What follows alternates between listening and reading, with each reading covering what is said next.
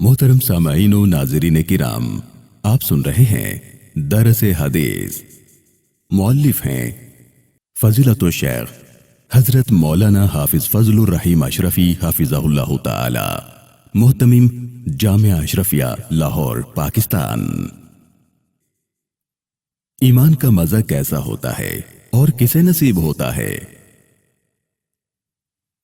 عن أنس رضي الله عنه عن النبي صلى الله عليه وسلم قال: ثلاث من كن فيه وجد حلاوة الإيمان أن يكون الله ورسوله أحب إليه مما سواهما، وأن يحب المرء لا يحبه إلا لله، وأن يكره أن يعود في الكفر كما يكره أن يقذف في النار۔ رواه البخاری۔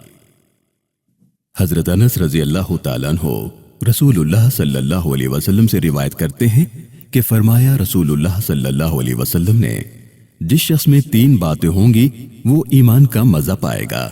ایک یہ کہ اللہ اور اس کے رسول صلی اللہ علیہ وسلم کی محبت اس کو سب سے زیادہ ہو، دوسری یہ کہ صرف اللہ کے لیے کسی سے دوستی رکھے، تیسری یہ کہ دوبارہ کافر بننا اسے اتنا ناگوار ہو جیسے آگ میں جھونکا جانا۔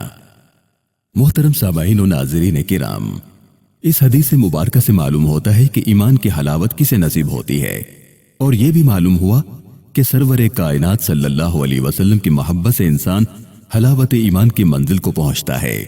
ایمان کو کسی میٹھی چیز سے تشبیہ دے کر یہ بات واضح کر دی گئی ہے کہ جو دل غفلت، نفسانی خواہشات اور اس قسم کے دوسرے امراض سے محفوظ اور تندرست ہیں، حقیقت میں وہی ثمرات محبت اور روحانی لذتوں سے لطف اندوز ہو سکیں گے۔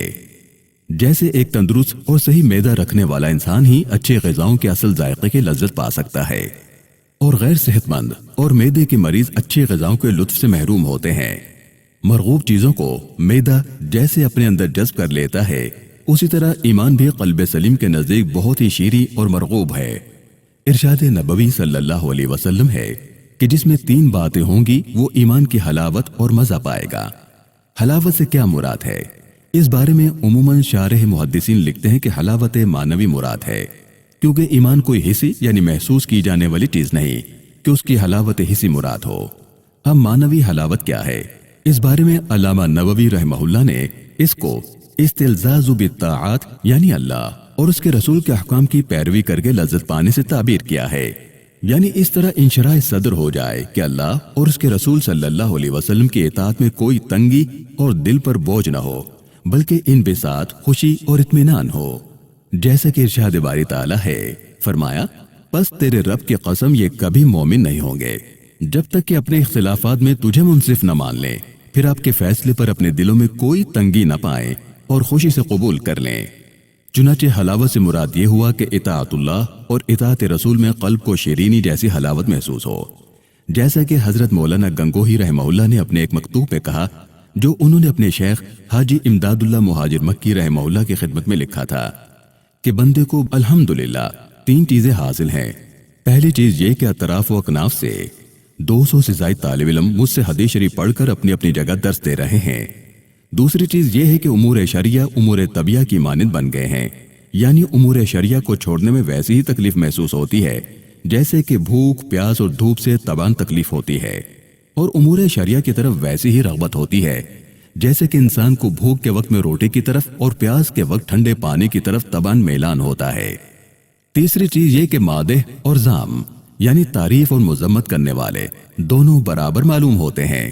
اب اس میں دوسری چیز جو حضرت مولانا گنگوہی رحمۃ اللہ علیہ نے اپنے اس مکتوب میں لکھی ہے وہی دراصل استلذاذ بالطاعات یعنی احکامات دین کی پیروی میں لذت پانا ہے۔ اس کو علامہ نووی رحمہ اللہ نے حلاوت معنوی فرمایا ہے۔ بعض لوگوں نے اس حلاوت معنویہ کی تشریح جزل بالایمان وانقیاد الی احکامہ یعنی ایمان پر یقین اور اس کے احکام پر خلوص سے عمل کرنا سے کی ہے۔ ابن ابی جمرہ نے اس تفسیر کو فقہا کی طرف منسوب کیا ہے۔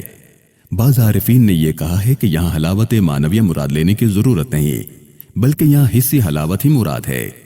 ارشاد نبویہ میں مذکور تین باتوں سے حلاوت کی حس معلوم ہوتی ہے، اگرچہ ایمان باطنی چیز ہے لیکن اس کا اثر ظاہری جسم تک پہنچ جاتا ہے۔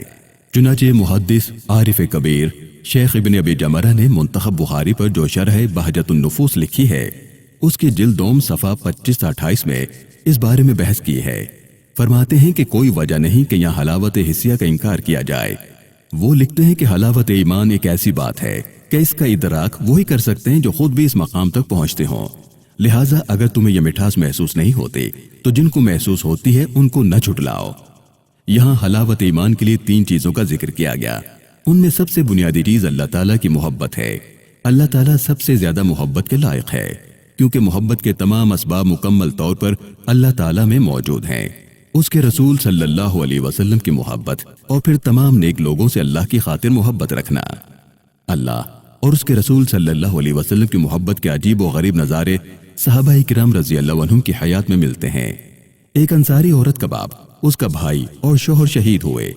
وہ عورت آ کر پکارتی رہی، ہر ایک کے متعلق یہ خبر ملی کہ وہ شہید ہو گیا۔ اس پر اس نے کچھ نہ کہا۔ بعد میں رسول اکرم صلی اللہ علیہ وسلم کی خیریت دریافت کی۔ لوگوں نے بتایا کہ خیریت سے ہیں، تو اس نے کہا کہ مجھے دکھاؤ تاکہ دیکھ کر یقین کر لوں۔ جب اس نے آپ صلی اللہ علیہ وسلم کو دیکھ لیا تو کہنے لگی، آپ کے بعد تو تمام مصیبتیں حقیر ہیں۔ اللہ رب العالمین سے دعا ہے کہ اللہ تعالی ہم سب کو بھی حلاوت ایمان عطا فرمائے، آمین۔ والسلام علیکم ورحمۃ اللہ تعالی وبرکاتہ۔